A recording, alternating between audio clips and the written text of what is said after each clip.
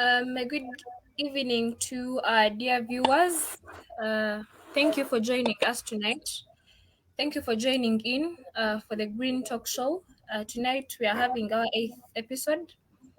We successfully had our seventh episode last week, where we had amazing guests. We had Mama Rosa Malango. We also had Rose Kousinjai.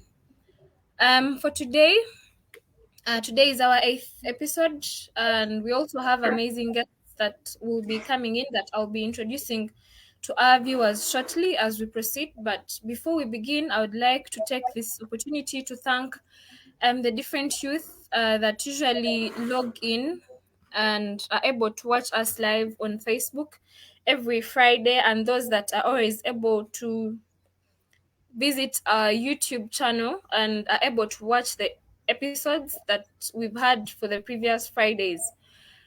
For those of you that have just joined, you can go on and share the link. You can share the link to our show so that we can have more people that can come in and join us on today's show.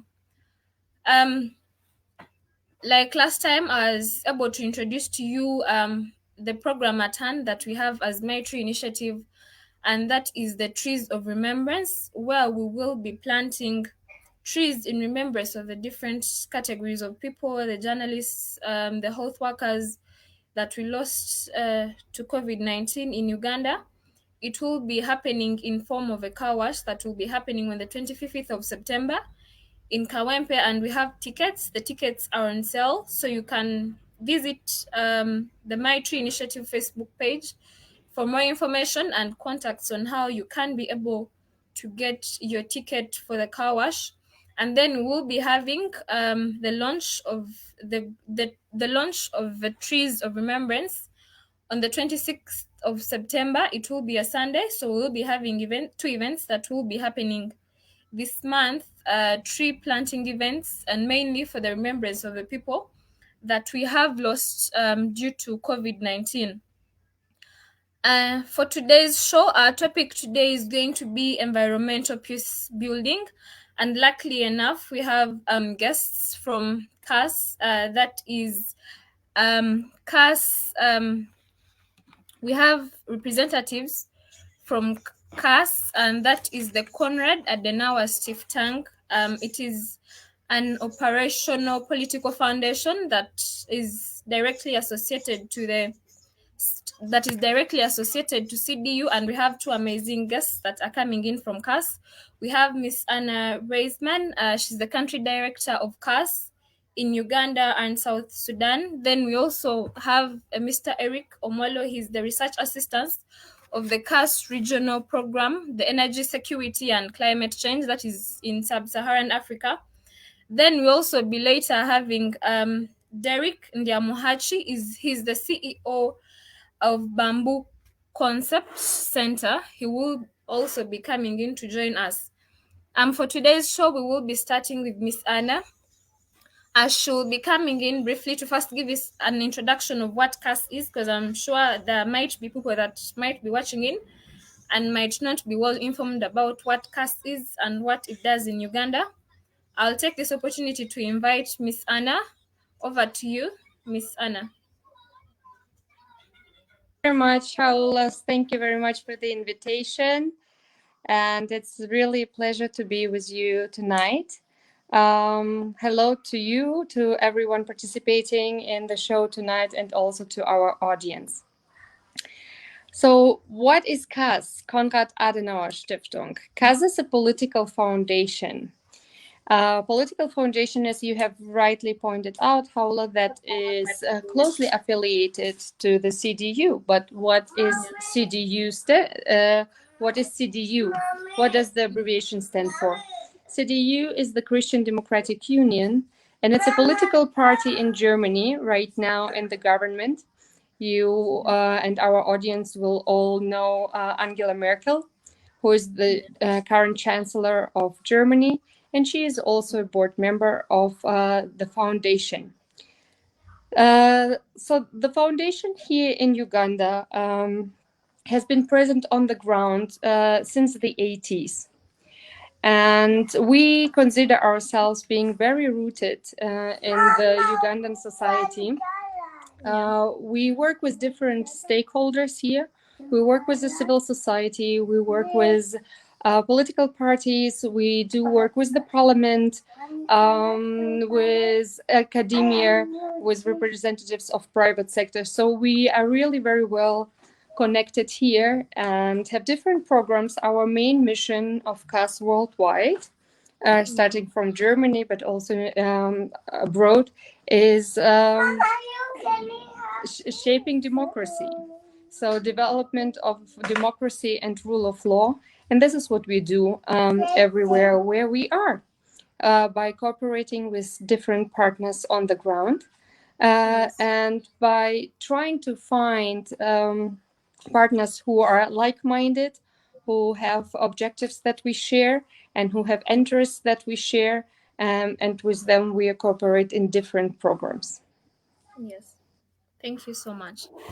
Talking about the cooperation, the viewers that are watching might be wondering why we would have to host someone from a foundation that is more of political based, and the fact that this is the Green Talk Show, they would want to know the relationship between climate and the politics, or them having to live peacefully wherever they are. Could you please help us explain to them the relationship between climate and then politics? Yeah, the political bit of it.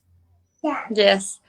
Mm. Well, I think politics in general Yeah, affect our daily life, no matter in which sphere. So yeah, everything what we do is social and political. yeah, So, and the decision making that is being taken at a political level yeah. will affect us no matter what. Be it Yes. you are an advocate Mm. for basically preserving, for example, environment, or be it that you are against it and do not believe in climate change. The decisions that you take on the basis of your beliefs and the knowledge that you have will affect the everyday life of every person. So, Yeah. and just talking about the Konrad Adenauer Stiftung as a political foundation, we Mm. realize that, for example, working in national programs as country programs, we can have a large scope of topics that we address with many different stakeholders. But we also Mm. realize that we need certain expertise on topics that are very complex. And today, for the show, for example, you have selected a topic that I consider a very complex one: environmental peace building. So, Exactly. and the expertise for us sits in the regional program, and I'm happy that Mm. Eric Omola has joined us today also on the show, because he represents the regional program of CAS on energy security and climate change. And we consider that this is also a topic where you do not only need expertise, but where different politicians and different sectors of society have to cooperate with each other to Yeah. really be able to face the challenges and to develop solutions to them, also Yeah. political solutions. And the Yes. regional program brings different players at the regional level, because we also Yeah. think that there are you have challenges that you cannot tackle just at the national level. So Yeah. therefore, you bring to need actors at the regional level, at the international level, to Yes. cooperate. Yeah. Thank you so much.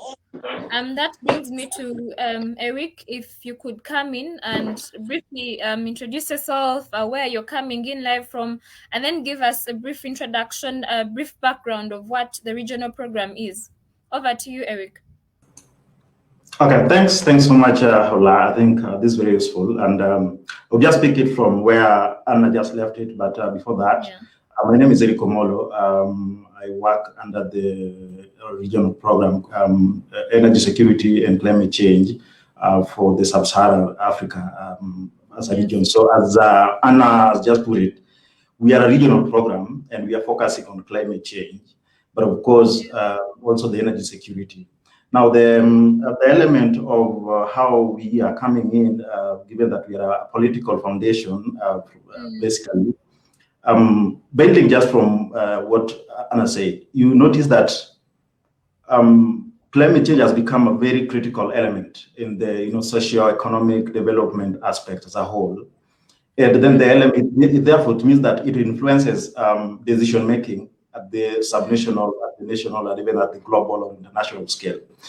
I would relate that to the element of resource allocation, for example, where now we have resources to allocate for different development agenda at the national and even at the international scale, and then that brings the element of politics, the negotiation, and the diplomacy in the process. So that brings the element of how do we balance, how do we create a balance between development and addressing climate change. And then creating that balance brings the element of policy or the politics. So the politics of resource allocation, the politics of where do we prioritize the resources that we have to address climate change at subnational, the national, even at the international scale. So that brings the link. And the fact that we are a regional program, we are focusing on beyond a country level actions.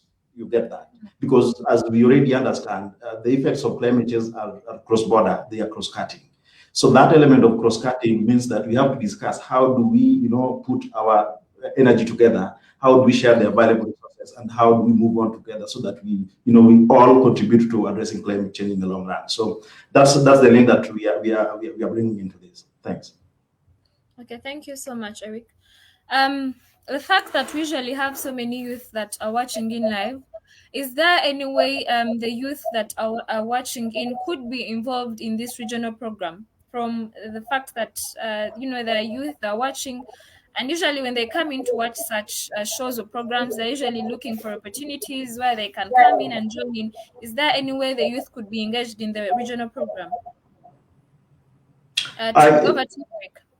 Okay, yeah, thanks. Yeah, yes, I would say yes, very strongly, because being a regional program, we understand climate change is a multi-stakeholder kind of challenge that needs everybody coming in, and therefore the role of youth being in the process is very important.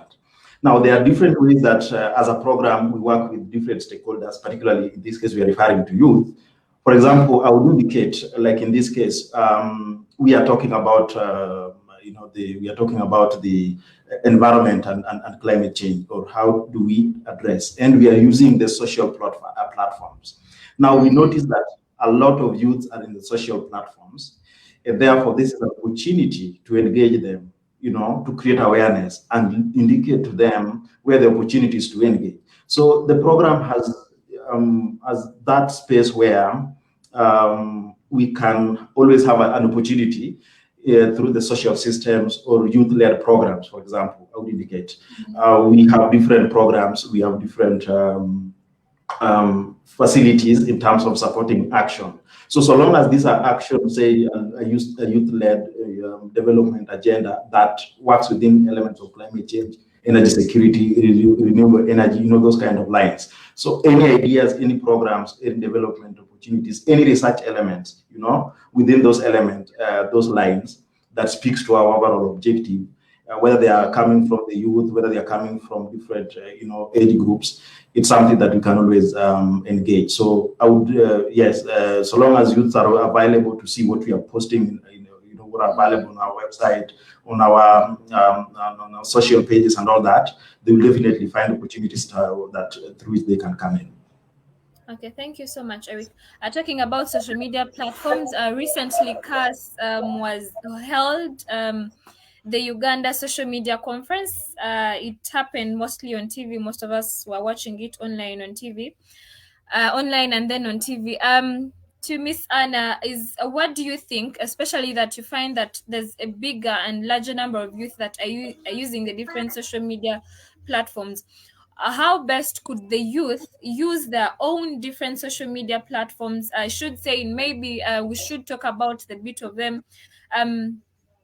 improving, I should say, being climate activists, their role as the youth, as through the use of social media, what could be their biggest role through their social media platforms, and in improving security, in improving, maintaining and controlling the environmental changes that are taking place in their communities? What could be their biggest role? Thank you. Thank you. It's a very interesting question. I am not sure I will be able to give you an answer that will satisfy you. Let me try though. Yes. First, let me try by starting with the youth as a group. I prefer talking about young people and Mm. not the youth. And young people, for example, in Uganda, are the majority of the population. 76% of the Ugandan population are under 35, under the age of 35. So young people are really the majority. And having said this, I do not think that we can talk about young people or the youth as a kind of monolithic block. It's the youth and the young people are very diverse. They have different backgrounds. They face different challenges in their life. The conditions under which they live are very different. The education that they have enjoyed might be different. So I'd rather be, instead of talking about the youth or young people as a block, I would like to emphasize the individual responsibility of every person, including every young person. And I think here a lot can be done. And Yeah. I will talk about it a bit later. Just let me please also address the second aspect of your question, and this the advocacy or the actions on social media. As much as social media are an imminent part of our life, and many of us are participating in social media, sharing their ideas in social media, the solutions and democracy and finding policies is still very much still takes place in the physical space. So I would not expect things to change or to have a huge impact if you're only if you find yourself only on social media and not get engaged in a physical space where you are. And this comes again down to the individual responsibility of every young person and seeing, so what are the factors that affect my life and how can I change it for the better? How can I change my life, but also of my family, my community, my society, for the better? And there, no matter where you are coming from, no matter what kind of education you have enjoyed, every one of us can contribute, and every one of us has a different set of resources. Some people might have financial resources, others might have time, others might have their networks. So I think it's important for the young people to really ask themselves, how can I contribute from where I am for the better? And start there. Start really with yourself, with your own consumption, for example, with your own habits, and start with cooperation on the very local level. The Yeah. social media will help you to connect. The social media will help you to exchange ideas. But the social media will not necessarily help you on the ground to, for example, deposit your waste. Just as simple as this. Yeah. Thank you so much, Mrs. Anna. You've talked about, having to come to the ground and, get your hands dirty, do the good work yourself. That has reminded me of the event we held recently. You actually were part of it, where we planted the trees for the health workers. It happened at Old Kampala. You were part of that. I remember you were there. Thank you for being there, Mrs. Anna. I'll come back to Eric. the fact that we've been into the COVID-19 crisis, is there any way that you think that the COVID-19 has brought in an impact on, let's say, okay, maybe it could be to the regional program or maybe to the environmental changes that are taking place? Is there any way that you think that, COVID-19 has not only brought, impacts on the economy or the politics or something like that, but do you think there's any way it has also impacted on the environment? Yes, thanks for that question. Yes, to that, because I think there are quite a number of ways that we would say the COVID-19 as a pandemic impacted the environment. I would say one is that, we are talking of the socioeconomic systems and even the environment. There's a strong linkage between all these different elements. And you notice that when we have challenges where, for example, we talk of people having lost their job, people have had to change their life, way of life, which, for example, say the livelihoods, the way they use their, the resources. So, for example, somebody has to change from, using the whichever means of cooking, for example, to use of firewood, as an example. So you realize that has direct implication into, more harvesting of the firewood or the trees and all those kind of things. And then that has direct implication on what the environment looks like. I would even further say that having changed, of course, there's also the positive, because when we talk about now the less movement from one place to another, and we look at in terms of emissions, you already, I think there is quite a lot of evidence indicating that during the pandemic period, there've been less movement in terms of transport using the vehicles, the aircraft, and those kind of things, which we think are already indicated to be one of the major emission, elements that lead to emissions. So that would say there's that led to some positive, response to COVID-19. But again, the other point I would bring to this is now the use of resources.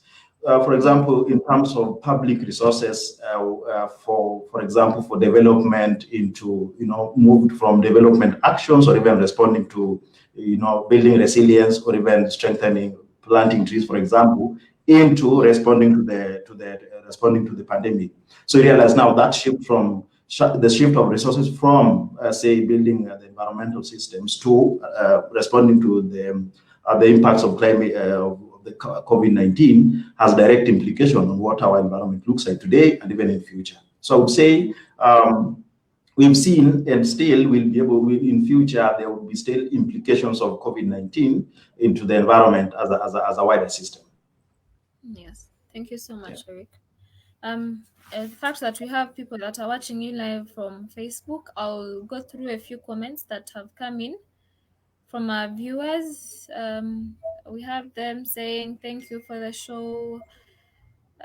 Someone is watching in from Ginger. He's saying, he's Samuel Hans is saying, I'm happy to be here. Watching from Ginger, great show. Thank you, MTI. We have people watching in from Kawempe, Kampala. We have Swabu Sirade. He's saying, thank you, Mrs. Anna.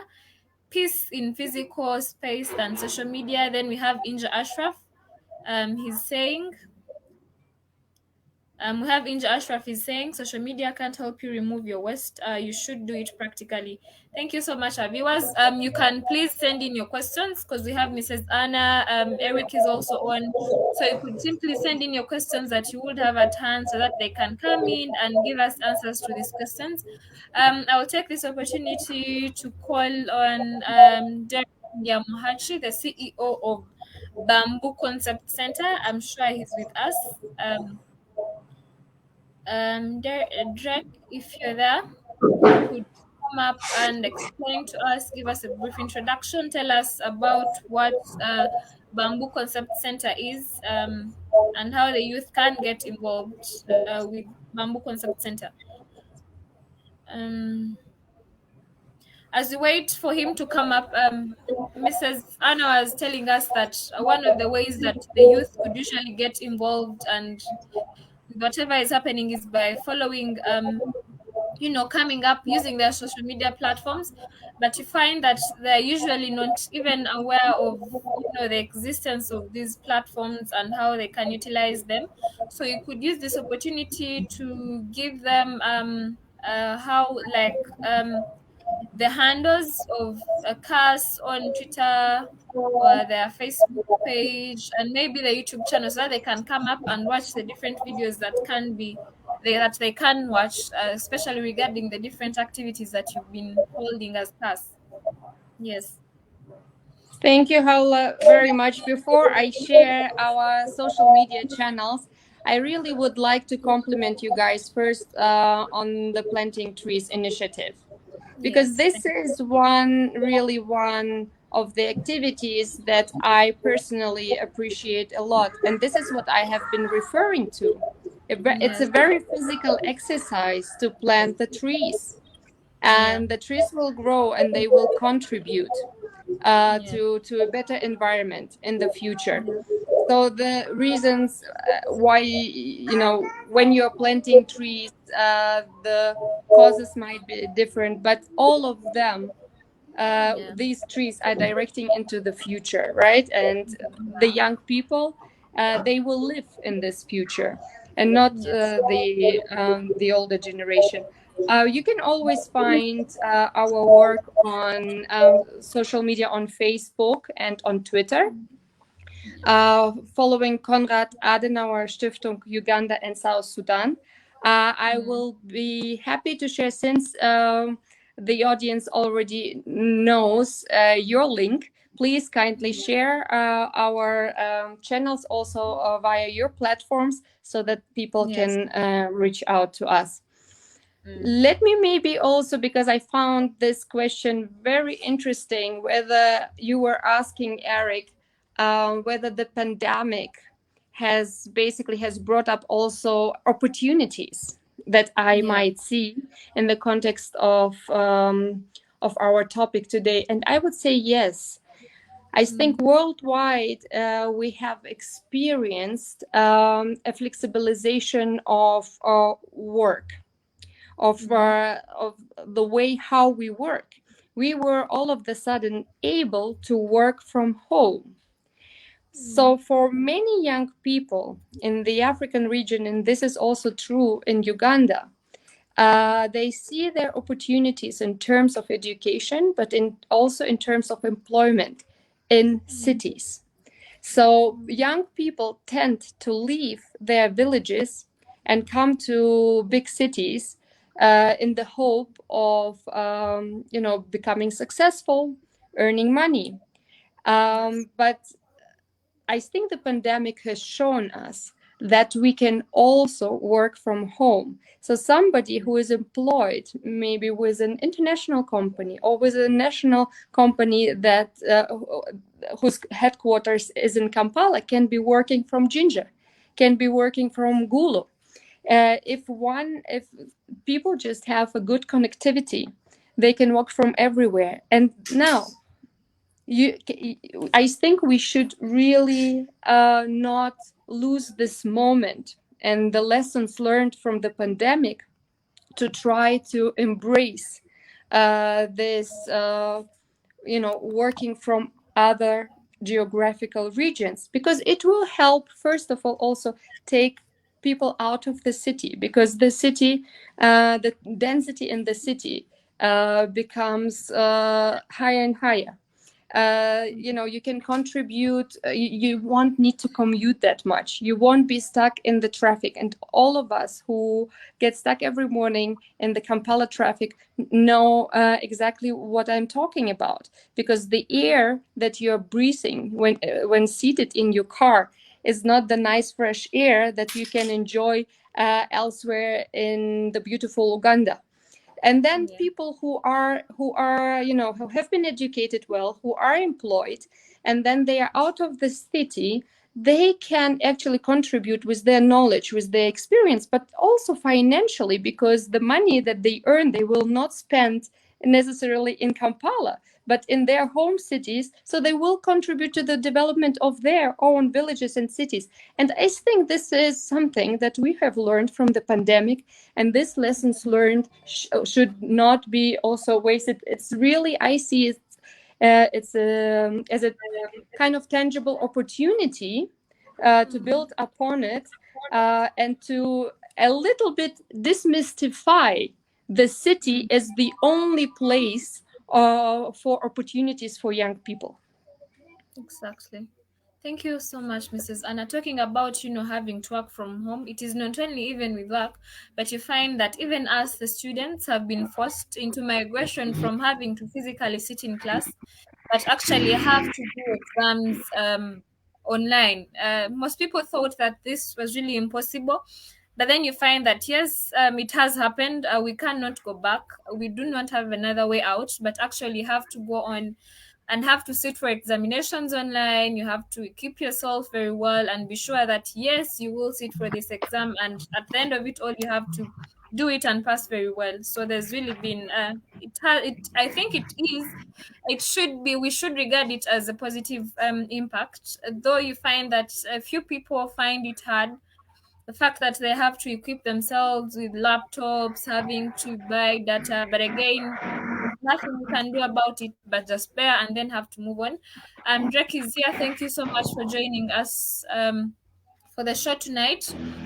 Um, Drake, you'll be coming in to give us an introduction about yourself, give us a brief background of what the Bamboo Concept Center is. You can take over. Over to you, Drake. Oh, thank you very much. As you have said, my name is Ndiamach Drake. CEO of Bamboo Concept Center. Bamboo Concept Yes. Center is a youth initiative based in Chitintale, Ruzira, Port Bell. Apparently, we're operating we're working on a campsite. It's on an island in Ruzira. That's where we are right now, working on. Bamboo Concept Center, as I've said, it's a youth initiative that is basically looking at doing sustainability products, and then having living a sustainable life using bamboo, making bamboo products, um, making crafts and other things. We had to come up with a team where we are youth from our universities, and this started this last year in the lockdown, this pandemic. Initially, were Yes. different people were like youth used to work doing what we could normally call gigs, side gigs from different places. Me personally, I was working with Bamboo Village Uganda as their plantation manager and their product developer. Then I had to be joined with other youth who are from Chambogo, Makere, and others from the ghettos of Chitintali and Ruzila. These are Yes. skilled youth who are not learned, but they can do something to earn a living. So as Bamboo Concept Center, we bring up everyone who would wish to join us and they have a skill they would want to develop, and we help them develop the concept they have. That's why we're called Bamboo Concept. Basically, we normally do our things using bamboo, and when people join us and are interested in bamboo, we help them to develop their concepts in bamboo or anything that they'd want to do in bamboo. So Okay.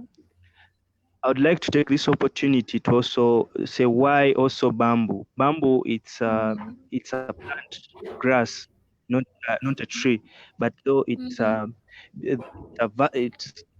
plant that can grow anywhere. It doesn't need to be watered, doesn't need fertilizer, it doesn't need chemicals to be applied on it. So it's a natural chemical. And looking at Uganda as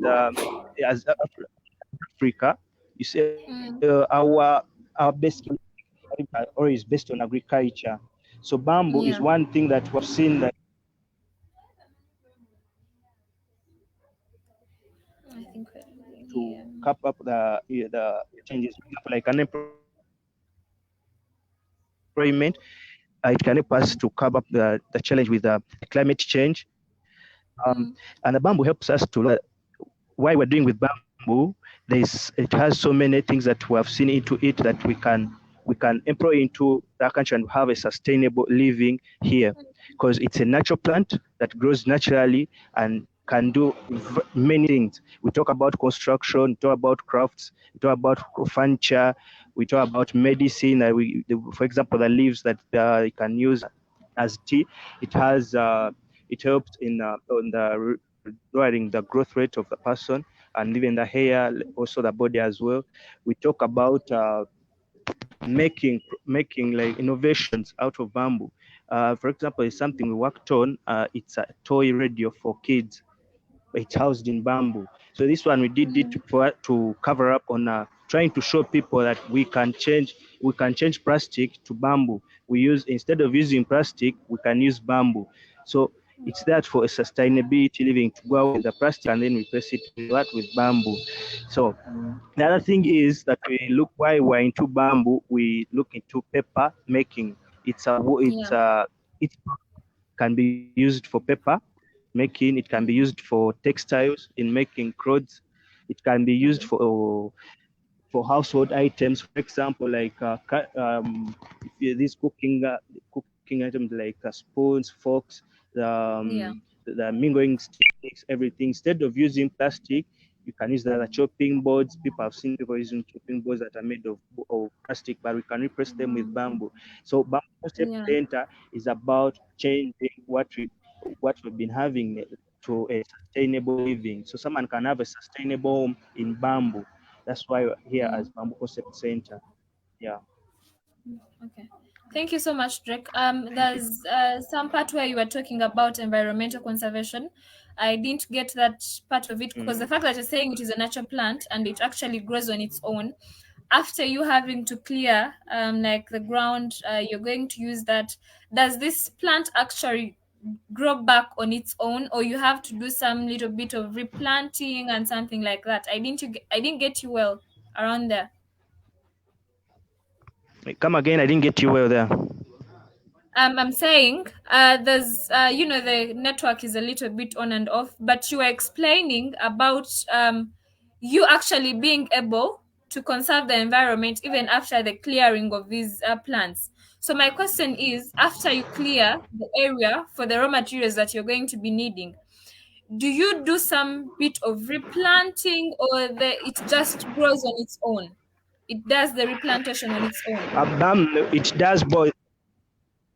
Mm, It can do both. As I can compare it as it's compared to sugar canes, or yes. it grows under it in wetlands, drylands. So it Mm, can neither grow naturally or can be planted. Because even here in okay. Uganda right now, we have some that are naturally planted and others that were planted. Mm. Mm.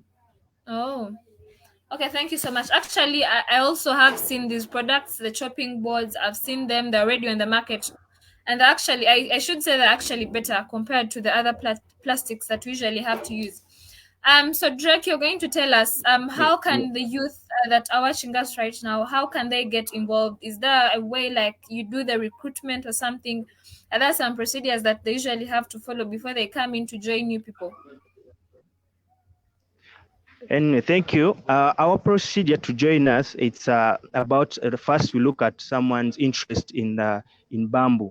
If someone's really Yes. interested and it means they have researched about bamboo and they have some interest in it. They have a point of interest. Bamboo is too large in terms of production because you have Mm-hmm. advancements to do with construction, furniture, paper, textile, pharmaceuticals, household. So in general, you find it lies in everyone's aspect of life. Wherever you may need it, it can be applied.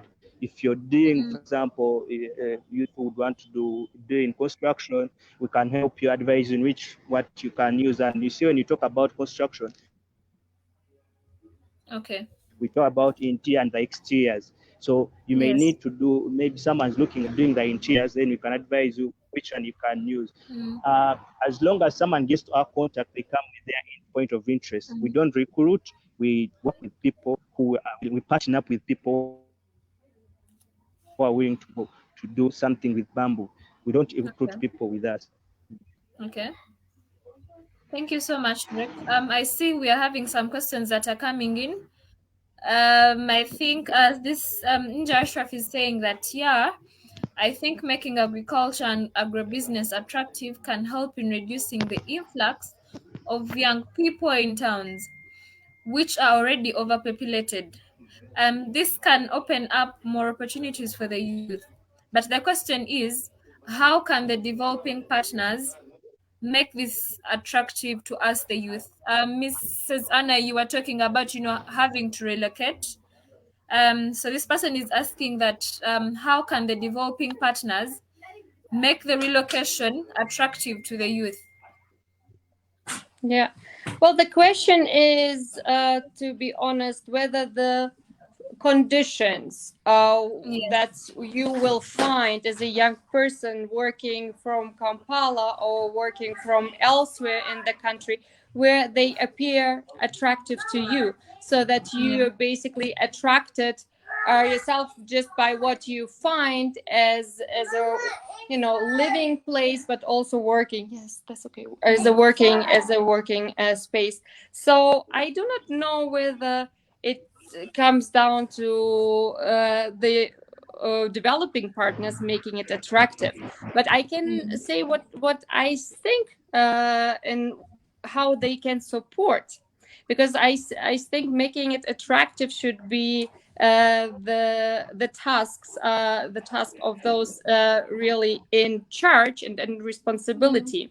But Yeah. the developing partners can nevertheless help, for example, first of all, in awareness raising. That's where we start. Yeah. And say, okay, look at the last 20 months. What have you learned? How were you able to work? And Yes. what was attractive about this way? I know all the difficulties that come with the internet connection, with the tax on internet, on the usage of social media and social platforms. So but still, you also spend money on traffic, on taking boda from, I don't Yeah. know, Naguro to Kololo, so you also Very spend money. expensive. So Yeah. right, so just compare the expenses that Mm. you have living in the city and the expenses that you have living in your village, and where can you be productive and in which way. Mm. Definitely, and this has been even a part of this of the question, making the agriculture more attractive also to young people. It Mm. also means to modernize Mm. the sector, to Yeah. develop it much further, to increase the productivity of the sector, so that Mm. the economic gains that you have are attractive to you. But it also means investment. So developing partners can contribute to develop the infrastructure, and I'm not only talking about the infrastructure in terms of roads. I'm also talking about the infrastructure as the access to health facilities, to education facilities, and the like. I'm talking about infrastructure in terms also of online connection, of good connectivity. So in this, different developing partners are engaged in different areas, and this is where they can support. So it starts from awareness raising and goes up until really investments, Yeah. big investments. But I also think, and this is, for example, something, and I like to bring also own examples, because I think the developing partners can, where they employ people, also young people, they can advocate for example, the flexibility of working place. Mm. They can go ahead and say, okay, I have staff, and it's okay for me that my staff doesn't need to come into the office every morning. I have a Mm. beautiful example of a former staff member of CAS who is building up uh, a city from the village where he comes from, and you can look for it and search for it online. The city is called Okeri City, and this is a person who has been commuting a lot between Kampala and his village to build up the facilities in his village. And I think giving the opportunity for people to work where they come from, to invest their knowledge, their experience, also their financial means into their own place, of birth, already gives a lot of opportunities. And this is how we definitely can also, as developing partners, contribute. Us as CAS, we would always also look at the social responsibility of a person, not only helping, maybe because this is not the nature of our work. We do not help people to build up their businesses, but what we assist with is providing knowledge for civic education, providing knowledge how can you be also useful at the place where you are, contributing to the politics and to the social life of the community. So, and here we are always happy to assist. Okay. I think this should also go on to, like you said, to the ground. The community leaders could do a greater job in, reaching out to these young people, directly confronting them and explaining to them the different advantages that would come up. You've talked about you being able to provide education and something like that. Are there scholarships that usually come up with CAS that usually provide to the young people out there? Yes, we do have scholarships. We do not have a call out currently, but we have many scholars. We have scholars from Uganda and South Sudan studying different careers. Many of them, of course, political science or human rights careers, but also nutritionists, because we also see the impact. And when people can explain us why do they think that their career can also contribute to a better social cohesion and life of the country, we are welcoming, always welcoming new scholars. So we do have scholarships, but we also have different activities and fellowships for different groups of young people. Haula, if you allow me, I'm just reading here the question that has been put by Ismail. What ways can increase inclusion and awareness about the link between peace and environment? Yeah. Would you like me to respond to it? Because I feel it's okay, you can respond to it. Yes. So I think in general, peace building is already complicated enough, right? And environmental measures for themselves as well. Excuse me for a second, please. Maybe you take another guess before I address it. Sorry. It's okay. Eric, I'll come back to you as wait for Mrs. Anna to get back shortly. We have a question at hand, and this question is saying that what are some of the ways we can address the problems that support the mainstreaming of climate adaptation and climate online change communities? How we can address the different problems that usually come up? Okay, yeah, thanks. Thanks very much. And just allow me a minute before I get to that question. I just want to add to the previous question, which was about how to, make agriculture or the bamboo and agribusiness systems more attractive. I think I'm happy with the responses from my colleagues. But one thing I think we need to come out a little clearly is the question of, because it's a question of policy, in my perspective.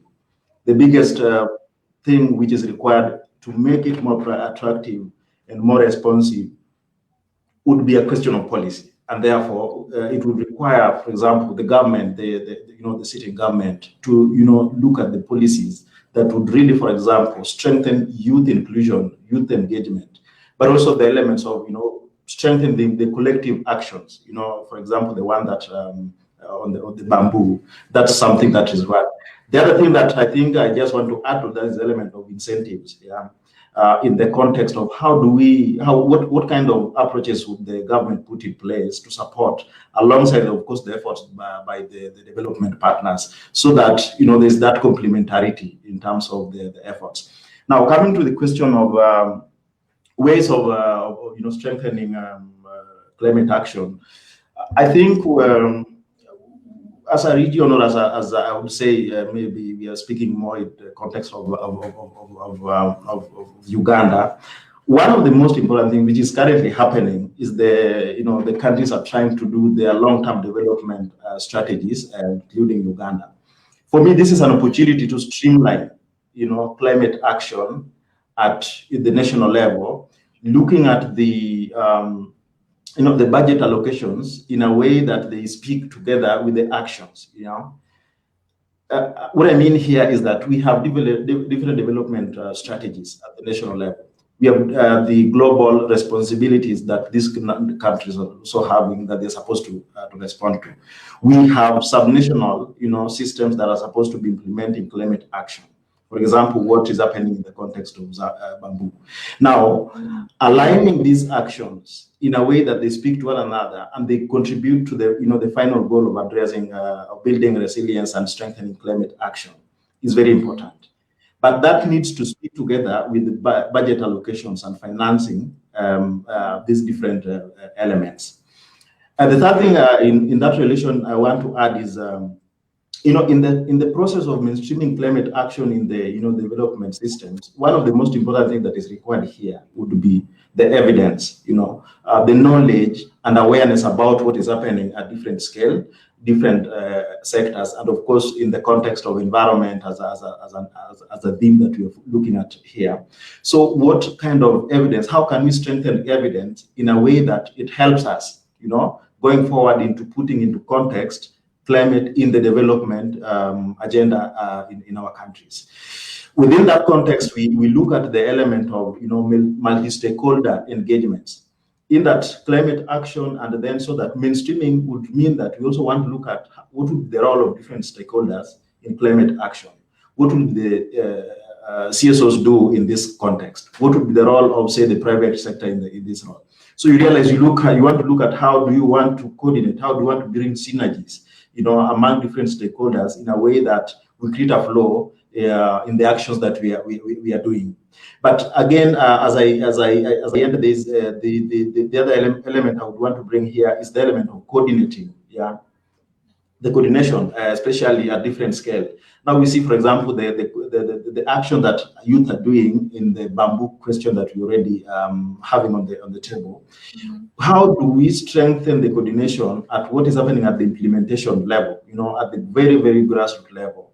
How do we bring this to contribute, or how do we make sure that this speaks, to the overall national development agenda and the climate action strategies that we are looking at? So those could be some of the key things that we want to look at. We want to look at the evidence. We want to look at coordinating efforts. We want to look at the multi-stakeholders efforts into this process. We want to see how do we speak to the overall budget allocations and in a way that they respond to the overall goal that we are looking at. So those could be some of the key things that we want to look at to moving forward. Okay, thank you so much. Time is on us. Time is against us. I'll come back to you, Mrs. Anna. You were answering a question that was coming in from Ismail. Yeah. Yes. Sorry about it. So I think again, when we talk about climate change, when we talk about environmental politics, and I completely agree with what Eric has been pointing out. So the responsibility at the national level also to when setting up budgets and so on. But when it comes to awareness raising, we need to understand that climate change is a very difficult topic to get familiar with. It's for the majority of us, it is very abstract. So I think instead of talking about, how many degrees, the warming up and so on, we need to break it down. We need to make it super simple to understand how people are affected and how actually peace is affected. Because when we talk about peace in the context of environment, we also just taking the word peace, the absence of a conflict, right?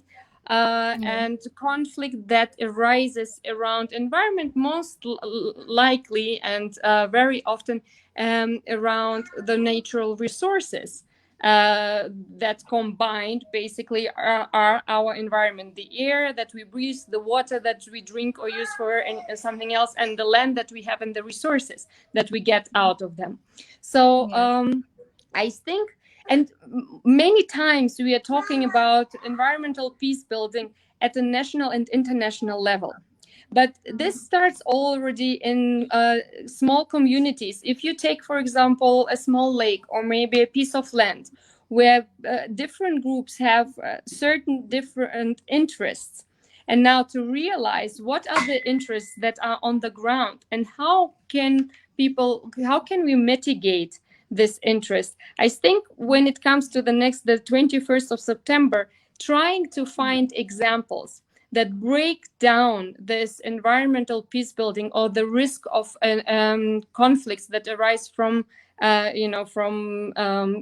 the conflict around resources would be very important. I really I think to understand what climate change is about, you really need to bring it closer to the people and find examples where you have different interests that might be competing, that might even be opposing, and start looking into them again in your own country and see what can be done to or prevent certain conflicts that can arise from the different interests on the ground, or maybe to mitigate these conflicts that are already there, and this by trying to bring together, as Eric has been pointing out, different actors to just exchange their views, to exchange their interests, so that every side can understand the perspective of the others and try to bring them to cooperate with each other,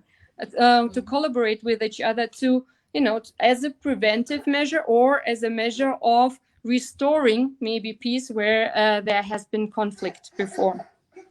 Yeah, I think here at the Green Talk Show, we've really, like for the previous shows that we've been having different topics that have been relating climate to different aspects of, economic development, sustainability, and for today we had to relate, climate change to peace. So I think we are really trying the best we can to break this down to those that usually come in and are able to join us. And I think for the few that usually join in, have really gained their minds. They're being exposed to how climate is affecting a lot of things in their communities and where they live. We have a few minutes left for us to end the show. I'll come to Eric first. Your last message to the youth that are watching us live on Facebook. Yeah, thanks once again. I think I want to indicate that for the youth, I think we would be the most, I would say we are the most vulnerable in the context of climate change, because we are at a stage where we are trying to grow, we are trying to develop, and we are trying to, get somewhere. But within that, there's the question of climate change as a barrier in a way, the effects and the implications.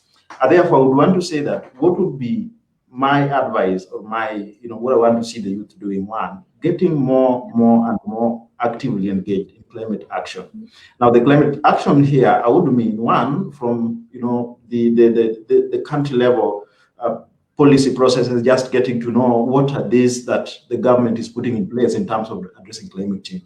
What kind of role can I play in alongside the young? And how can I influence other youths, to follow and contribute to the process?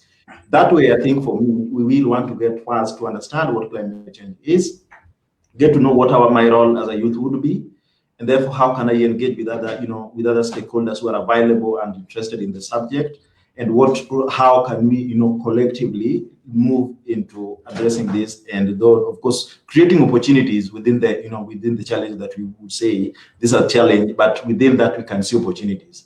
So that for me would be the greatest thing that I want to see youth getting into. Thanks so much. Thank you so much, Eric. Thank you for being with us tonight. Thank you for sparing some time to be with us on the Green Talk Show. Mrs. Anna, I'll come to you. Your last message to the young people that are watching us tonight. Thank you very much, Hala. I will be very brief. I'm blessed that I can work here in Uganda, in one of the youngest countries worldwide. And the average age of a Ugandan population comes with challenges, but also with immense opportunities. With the opportunities to leapfrog some stages of development, but also with to be creative and to be active. And this is what I would like to invite the young people. Just look around themselves, see where you are, see what are the challenges, at your level, how can you contribute to find and develop solutions to it. Whom can you get on board? With whom can you cooperate and create networks? So really, I'm advocating for opportunities and for more action, more action that starts at an individual level, at the level of individual responsibility, but then getting together, just as my colleague has mentioned, for also for collective action. Thank you, Howell, very much for hosting us today. Thank you too. Thank you for sparing some time. Thank you for being with us tonight. I'm sure with you, I'm very sure you've planted a tree before. I do not know with Eric if he has had the opportunity of planting a tree before. But if not, you Yes, could join us in September 25th and 26th. We are planting Trees of Remembrance. So whoever is out there and you're watching, feel free to contact us through our Twitter handle, through our Facebook page. You can get to us, and then we can give you more details on what will be happening on the 25th of September and the 26th, and give you details on how you can join us, be part of us, plant trees in remembrance of those that we've lost to COVID-19. Eric, thank you for coming in from wherever you are. We are really grateful. Mrs. Anna, thank you for sparing time for My Tree Initiative. It has been an honor. Good night. Bye. Thank you. Bye. Thank you, My Say Tree hi to the Initiatives. kids for Thanks. me. Bye-bye. Bye. Bye.